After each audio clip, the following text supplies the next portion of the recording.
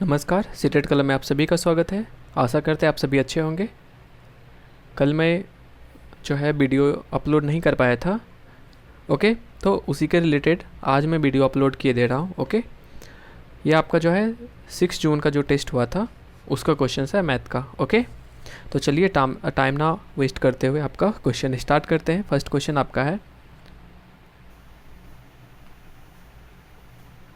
5, 10, 35 के सबसे छोटे सार्वगुणज और सबसे बड़े सार्वगुणनखंड। सार्वगुणज, अगर कहीं पे आपको सार्वगुणज दिख जाए, ओके, तो उसका मीन्स क्या होता है? उसका मीन्स होता है LCM। ओके, और सार्वगुणनखंड दिख जाए तो उसका मीन्स होता है HCF। ओके, तो यहाँ तो 5, 10 और 35 इसका तो सबसे पहले सार्वगुणज तो कह रहा है, तो सार्वगुणज निकालते हैं पहले। 5 1 जा, 5 2 जा, 5 7 जा। ओके,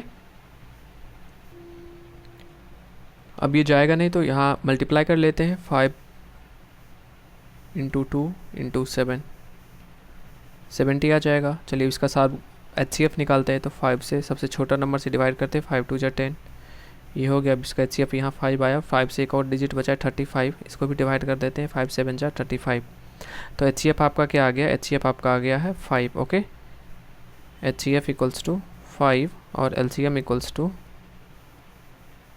70। ओके, क्वेश्चन क्या कह रहा है? क्वेश्चन कह रहा है आपका अंतर निकालना। ठीक है, तो 70 और 5 दोनों के बीच का कितने का अंतर है? दोनों के बीच का जो अंतर है वो है 65। ओके, तो हम ऑप्शन देखते हैं, 65 है, तो ऑप्शन नंबर सी आपका जो है ये आपका करेक्ट है। ओके, चलिए नेक्स्ट क्वेश्चन पे आपका नेक्स्ट क्वेश्चन आपका कह रहा है 3.5 समकोण। 3.5 को आप कैसे लिखते हैं? 3.5 लिखते हैं, इसी यही तो 3.5 हुआ। अब कह रहे हैं समकोण में डिग्रियों की संख्या, तो एक बार 3 को मल्टीप्लाई कीजिए 90 से, एक बार हाफ को 90 से मल्टीप्लाई कीजिए, तो 2 × 45 टाइम्स में ये होगा, और 3 9 जा 27, 270 और प्लस में 45। ठीक है, ये आपका एंगल आ गया, और यहाँ पे ऐड करेंगे तो आपको आएगा 5 11 and 4 415। Okay, option number 213। Okay,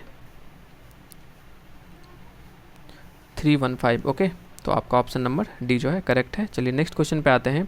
105 के गुणनखंडों की संख्या, तो चलिए इसका गुणनखंड निकालते हैं। गुणनखंडों की संख्या 5 से 5 2 जा, 5 1 जा, और 3 से 3 7 जा।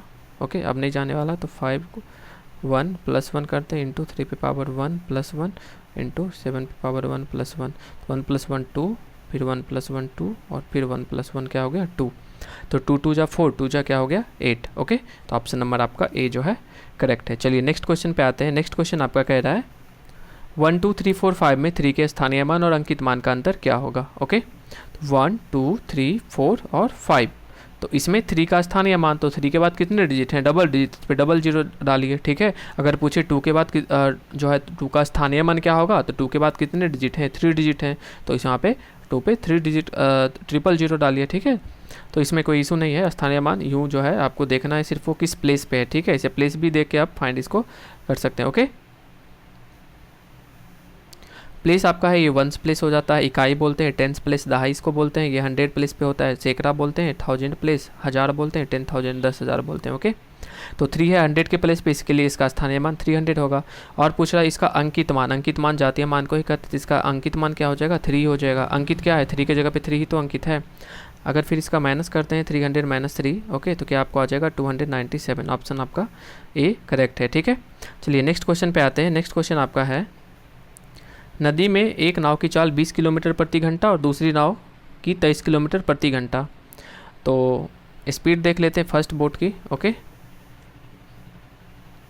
आपका जो फर्स्ट बोट है उसका स्पीड क्या है? 20 किलोमीटर पर आवर। ओके, आपका जो सेकंड बोट है उसका स्पीड है 23 किलोमीटर पर आवर। ओके, फिर कह रहा है ये दोनों नाव एक ही दिशा में एक स्थान से एक समय पे चलती है। दोनों नाव क्या हो रहा है? ये अगर ए इस साइड में चल रहा है इस डायरेक्शन में, तो बी भी तो इसी डायरेक्शन में चल रहा है, लेकिन इसका स्पीड थोड़ा आगे, इसका 23 है स्पीड, इस थोड़ा आगे है, ये 20 है, थोड़ा पीछे है। अब दोनों तो एक ही दिशा में जा रहा है। अब कह रहा है क्या 3.5 घंटे पश्चात, अभी भी तो इसके बीच में कुछ तो डिस्टेंस होगा इतने का। ठीक है, बिकॉज ये यहाँ पे है और ये यहीं पे है, इसके बीच का यहाँ तक तो डिस्टेंस तो होगा ही। ठीक है, तो वही कहता है 3.5 घंटे पश्चात इसके बीच की दूरी क्या होगी। ठीक है। तो हम क्या करते हैं, अक्सर जब एक ही दिशा में कोई बोट चलता है ना, तो उसका जो स्पीड रहता है वो माइनस हो जाता है। ओके, इसका स्पीड 23 और इसमें माइनस कर दीजिए 20, तो आपका स्पीड क्या बचा, स्पीड बचा 3 किलोमीटर पर आवर। ये इसका स्पीड जो है दोनों बोट का है, दोनों बोट के बीच का जो डिस्टेंस है कह सकते हैं वो यही फाइंड करता है, 3 किलोमीटर इसका स्पीड। ओके, तो स्पीड मेरा बचा 3 किलोमीटर का और टाइम कह रहा है 3.5 घंटे बाद, और 3 को अब 3.5 से मल्टीप्लाई कीजिए। 3.5 कैसे लिखेंगे, 3 इंटू 1/2। ओके, तो ये आपका हो गया। अब इसको मल्टीप्लाई कर दीजिए, 3 मल्टीप्लाई 3 2 जा 6, 17/2 इसको लिख सकते हैं, और 7 3 जा क्या हो गया 21/2, और इसको डिवाइड कीजिएगा तो 10.5 किलोमीटर का आपका डिस्टेंस होगा दोनों के बीच में। चलिए ऑप्शन देखते हैं, आपका ऑप्शन नंबर आपका जो है बी है, ठीक है, वो करेक्ट है। चलिए नेक्स्ट क्वेश्चन पे आते हैं। नेक्स्ट क्वेश्चन आपका है 11 इकाइयाँ प्लस 11 दहाइयाँ प्लस 11 सैकड़े बराबर हैं। तो 11 इकाई को क्या लिख सकते हैं 11, और 11 दहाई मतलब 1 दहाई मतलब 10, तो 11 को 10 से मल्टीप्लाई कीजिएगा तो 110 आएगा। ओके, और 11 सैकड़ा को तो 1100 आएगा। अब तीनों को ऐड कर दीजिए तो 1 2 2 1 1221। ओके, तो ऑप्शन नंबर फर्स्ट आपका करेक्ट है।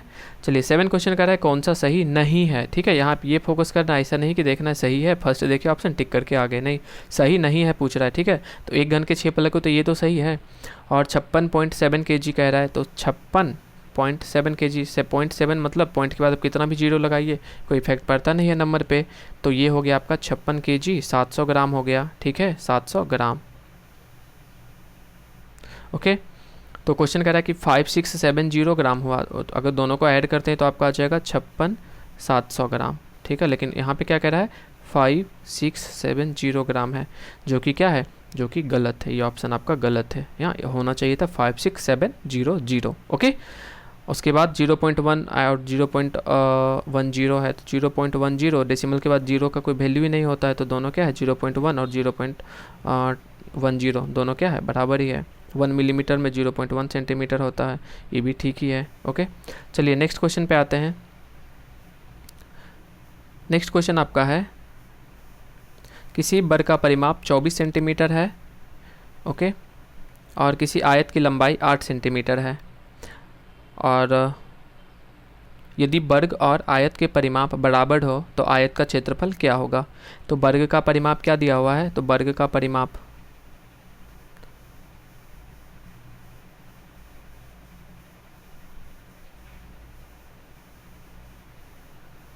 वर्ग का परिमाप 24 दिया हुआ है सेंटीमीटर।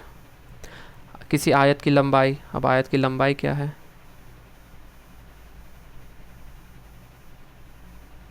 आयत की लंबाई 8 सेंटीमीटर कह रहा है। वर्ग और आयत का परिमाप बराबर है, मतलब क्या, जितना वर्ग का परिमाप है उतना ही आयत का परिमाप। तो वर्ग का परिमाप बराबर है आयत का परिमाप।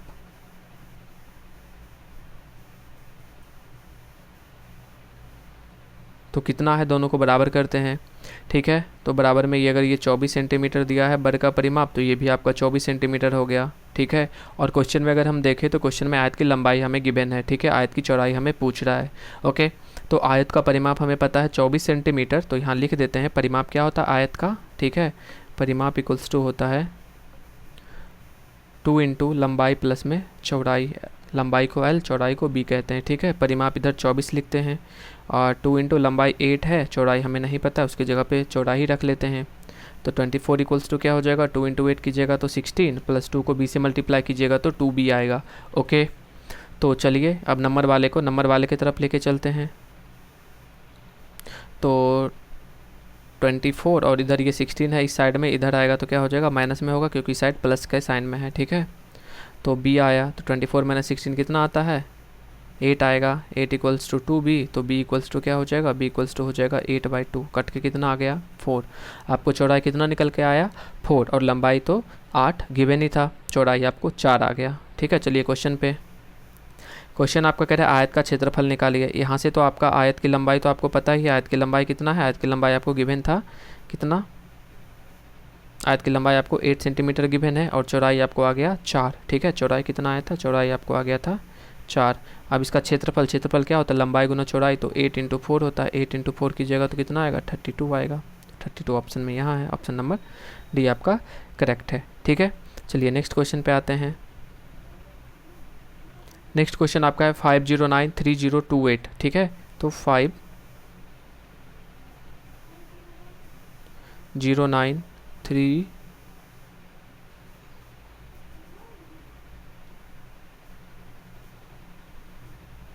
ओके, तो 5093028 दोनों को ऐड कीजिए। 9 8 17 1 1 2 1 3 आ गया, यहाँ पे आ गया 5, यहाँ पे आ गया 3 3 5 3 7। ऑप्शन नंबर बी आपका करेक्ट है। चलिए नेक्स्ट क्वेश्चन पे आते हैं।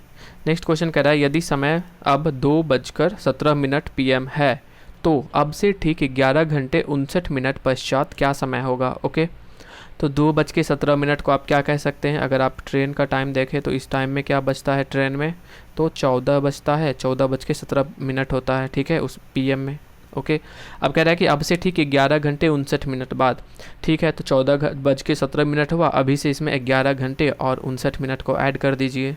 ठीक है, 9 7 16 हो जाएगा, 7 हो जाएगा, और 4 1 5 1 1 2 25 76।